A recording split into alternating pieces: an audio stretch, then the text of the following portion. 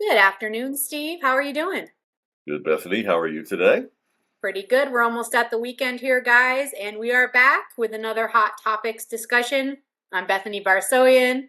Steve Allan, our programming research consultant, is joining us today. Steve writes basically all of our blogs. He does a fantastic job. And today we're taking you a little bit of a deep dive into last week's Hot Topics blog, which is called What Do I Say? With a question mark, right, Steve? That's right. And this is directed at um, on-air talent. This particular topic was meant for people who are the on-air talent. Yeah. So the question I wanted to ask you, it was actually the last question, the last line of the blog. And I know this is sort of maybe you don't have the exact answer for this, but I wanted to get your thoughts on it. How do we invest in one of radio's most important assets, the talent that keys the mic every single day? What do you think, Steve? Well, excuse me. I think it's interesting. Yesterday, Jacobs did the tech survey, and one of the top reasons people tune into radio is personalities. And it's starting to eclipse music because you can get music from pretty much anywhere nowadays. And radio loves the tout that we have personalities, live and local, all that kind of stuff. And first off, any personality in radio should be investing in themselves, whether it's with talent coaching or just being relentless in social media and things like that. I mean, there was an old line from Lyndon Johnson that said every hand he shook got him 250 votes. And I mean, personalities should be everywhere. Now, that's not necessarily doable now with so much voice tracking. If you live in Philadelphia and your voice track in Minneapolis, you're not exactly getting out on the street. So the point of the blog was companies should do this. Why don't you know, why doesn't a company or collaboration get together, hire a writer's room, get 5, 8 people, and wherever they do it, they sit down and they generate content that can be pushed out to talent across the country. And I'm not saying talent should lose the obligation of finding their own, but and there used to be prep services that were very generic. I'm talking about being something that's timely, topical, and can be interlocal, but that are writers. The thing I referenced in there was years ago.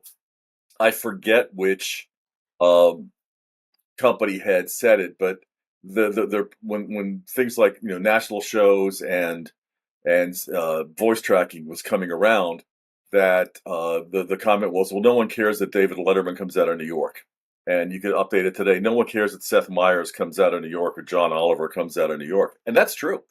And if you're generating that level of content and entertainment value on a local basis, then yeah, you're good. But remember, those people have enormous writing staffs. They don't walk into the studio 2 minutes before airtime and go, "What am I going to talk about today?"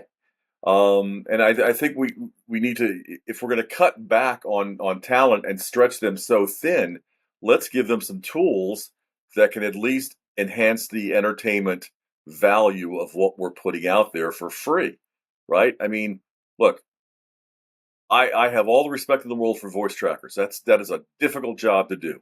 Because usually you're not live in the moment, right? You're recording it, and it's hard to At a when time, yeah. when you walk on stage on a play, you don't have cut take two, you know. That's it. This Right. is it. Same way with if you're on the radio live, you can't just go, oh, let me redo that. So the lack of that pressure.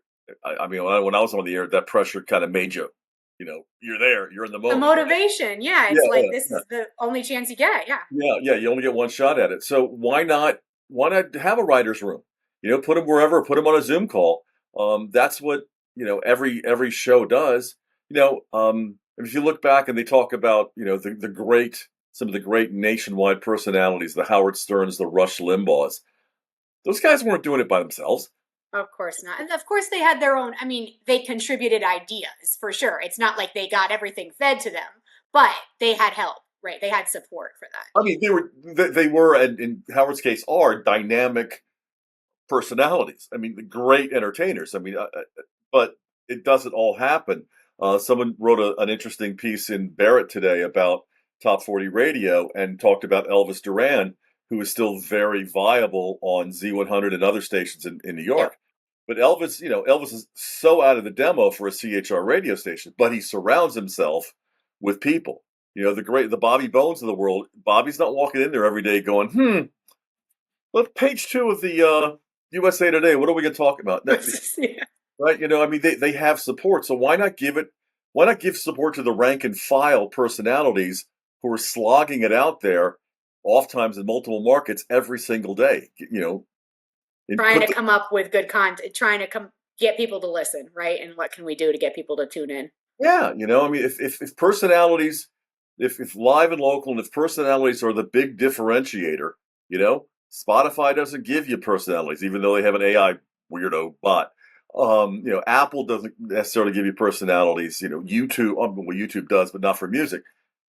If personality is what makes radio different as a medium, then let's support those people. Let's give them the things that can make them excel.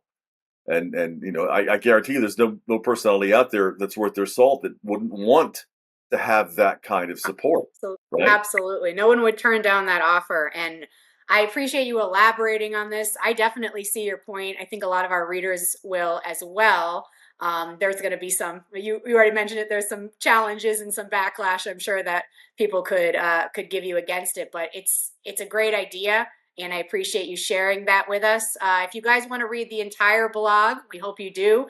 Please go to our Hot Topics page, and I will include the link to the blog in the description of this video as well. As always, Steve, thank you so much for joining us. And until next time, see you later, guys.